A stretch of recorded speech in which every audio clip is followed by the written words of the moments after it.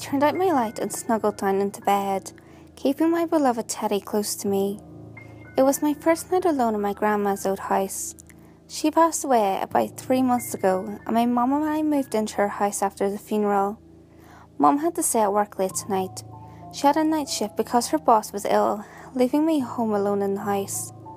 I was just starting to drift off into a deep sleep when a thought disturbed my dreams. Did I remember to lock the back door? I shrugged it off. That was the worst mistake of my life. If I'd just quickly checked the back door, I wouldn't be telling you the story. I tried to get rest again, but my sleep was suddenly broken. I heard a door open downstairs. I figured it would be my mum coming back from her night shift. I closed my eyes once more, not thinking anything of it. Strangely, I didn't hear any footsteps downstairs. I thought I would have heard something if my mum was back. If I stayed awake for a minute longer, hoping I would hear a sign that my mum was home safely, but still nothing, just silence. I started to worry. I could have sworn I heard a door open downstairs, and that it wasn't my imagination. I knew I had to go down and check. I twisted and turned, becoming more paranoid because of the unnatural silence. I looked at the time on the digital clock, and it read 12 a.m. She should have been back by now, right? I thought to myself. Just then, my phone lit up on my bedside table. I glanced at it. Battery full, huh? I said out loud, whilst rubbing my eye. Why don't I call Mum to make sure she's okay? I thought. I quickly grabbed my phone and called my mum, desperately hoping she would pick up. It was very faint, but I heard a ringtone downstairs. I shot up in bed, my stomach flipped, and my heart was pounding. My mum always takes her mobile phone with her. What was it doing downstairs? I listened closely. The ringtone was getting louder, as though it was coming up the stairs. But no footsteps could be heard. I froze in horror as I heard the ringing coming closer to my bedroom. The ringing stopped just outside my door, but it didn't go to an answer phone. Someone answered. I slowly brought the phone closer to my ear. Hello? I whispered. I heard my voice echo outside the door, my eyes fixed on the door. I heard my voice echo outside the room. I held my breath, waiting for a reply. The phone hung up. I stood in my bed, frozen with fear. Was I dreaming? Was my mum's phone really outside my door? I banged my hands on my head furiously, trying to awaken myself from this surreal nightmare. It took some courage and some sobbing, but I finally got myself out of bed and walked towards my door. My hands were trembling, getting closer and closer to the shiny doorknob. My hands still shaking. I gripped the doorknob and slowly turned my wrist. With a click of the latch, the door slowly creaked open, revealing more darkness. A wave of relief filled my body. There was no monster, no robber, no animal, and no phone to be seen. I was just about to walk back to my bed when a white glow caught the corner of my eye. I stopped in my tracks and turned my head with caution. My eyes widened at the sight of a phone just sitting there on the floor of the landing. A cold feeling pushed my relief down to the ends of my toes. I stood there, fixed to the spot for at least 5 minutes, too scared to move closer to the phone, afraid of what would happen if I moved a muscle. Whether I liked it or not, I knew I had to check the phone. There must have been a logical explanation as to why this was happening to me. Then it hit me. A hidden camera show, I thought out loud. I would always watch them if they were on TV, but I didn't think my mum would notice what I watched half the time. She was too busy doing her work. With this thought in mind, I grinned. Very funny, guys. I'm not that gullible, I said with a cheesy smile. With confidence, I walked to the mobile phone and picked it up. I half expected to see a text message saying something like, "Look behind you," or any last words, and even maybe a scary picture of a guy with a mask on.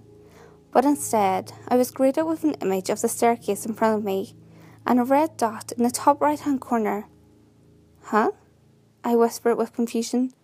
The phone was in the middle of recording. I tapped the screen to turn the recording off, then clicked the icon to see the film gallery. With horror, I saw that the film I'd interrupted was 1 hour and 15 minutes long. Hairs began to prickle on the back of my neck. I took a deep breath and tapped my finger on the film. The screen didn't take long to load, and what I saw was my mum's workplace being filmed from the outside by an unknown host. From what I could tell, the person holding the phone was quite tall. They turned away from the building and started walking down the road. Halfway through the film, I noticed that the person was taking the same route as my mum does to and from work. I sat down beside the wall, hypnotised by the movie I was watching. I couldn't get my eyes off the screen.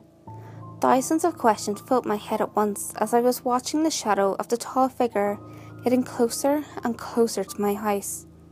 Is this actually a prank? Is my mum okay? Who is the guy making this film? However, the one question that stood out among them all was, where is the filmmaker now? I slid my finger along the red dot on the screen that displayed where was the film currently playing. Pulling it closer to the end of the movie, the phone screen started to load again. It was dark, but I could work out where the camera had been. Due to the single street lamp, he had been down by my road. I carried on watching and cast my mind back 15 minutes. Then it came to me. I remembered that was when I had heard the back door open downstairs. At that moment, I could feel a cold chill down my spine as I came to a disturbing conclusion. I stayed quiet for about 2 minutes, listening to the recording of the stranger's footprints tapping on the pavement. The stranger was in my house, and he left the phone here for me to find. I looked down at the phone screen and saw the camera walk around my house and into the back garden. What I saw then paralysed my senses. The hand reaching for the handle on the back door had abnormally long, pale, bony, skinny fingers. Skeletal, covered in flesh like shredded tissue hanging from the bones. A sentence came into my head as I finally saw the camera's host's hand. Death is coming for me. Shivering to my feet, I put the phone on the ground. I didn't want to touch that grotesque-looking picture, but I had to watch to see what was going to happen next. I angled the phone so that I could still see the screen. I kept looking down at the phone as I was standing, and as I predicted, I saw in the film the stairs passing as the camera moved upwards towards my room, and as before, I didn't hear any footsteps in the recording. Another thought came to mind. Mobile phones can't record and pick up calls at the same time, can they? I heard my mum's ringtone playing in the recording. I looked inquisitively at the phone, trying to figure out how I was doing it. The ringtone was a lot clearer than I was expecting it to be, coming from the old, outdated model phone that my mum refuses to update. I put my ear to the phone, listening closely. It took me a second to realise that the ringtone wasn't coming from the recording as I thought.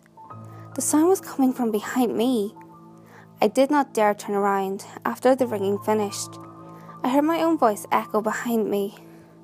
"Hello?" the voice said. I froze in fear, hearing the exact same words I had said when I called my mum's phone. A cold breath hit the back of my neck. Some strands of my hair briefly blew in front of me. I looked down at the recording for the last time, and what I saw scared my mind forever. In the recording, the creature put down the phone on the landing for me to find. A couple of seconds later, I heard myself saying, "Haha, very funny guys, I'm not that gullible." I watched myself in the film picking up the phone with a smiling look on my face. Before the film ended, and I saw watching me from the ceiling, a monster with long skinny fingers, and above them, the tortured, flayed face of a wolf. The creature mimicked my voice as I started to cry. The white screen on the phone went out.